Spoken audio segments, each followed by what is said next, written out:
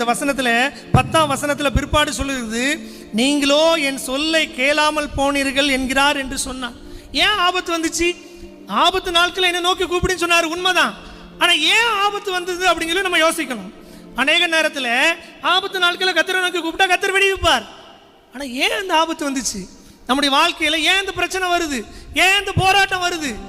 ஏன் இந்த சூழ்நிலை தலைகளாக மாறுது அப்படின்னா, ஆண்டவர் சொல்றாரு, என் சொல்ல நீ என்ன செய்யலை, கேட்கல. ஆண்டவர் நமக்கு தான் சொல்றாரு, எவ்வளோ முறை நம்மளை ஆசீர்வதிக்கிறார், எவ்வளோ உயர்த்தி வைக்காரு, எத்தனை முறை நம்ம பாவத்தில் இருந்த நம்மளை தூக்கி விட்டாரு, எவ்வளோ ஆசீர்வாதங்களை கொடுத்தாரு.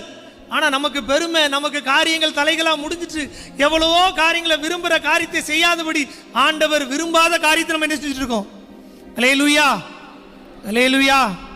ஆண்டவர் இந்த நாளில் உங்களை பார்த்து சொல்ற ஒரு காரியம், நீங்க சொல்ல கேட்கல, ஏன் ஆபத்து வருது, ஏன் பிரச்சனை வருது, ஏன் போராட்டம் உன் வாழ்க்கையில் வருதுன்னா நீ சொல்ல கேட்கல.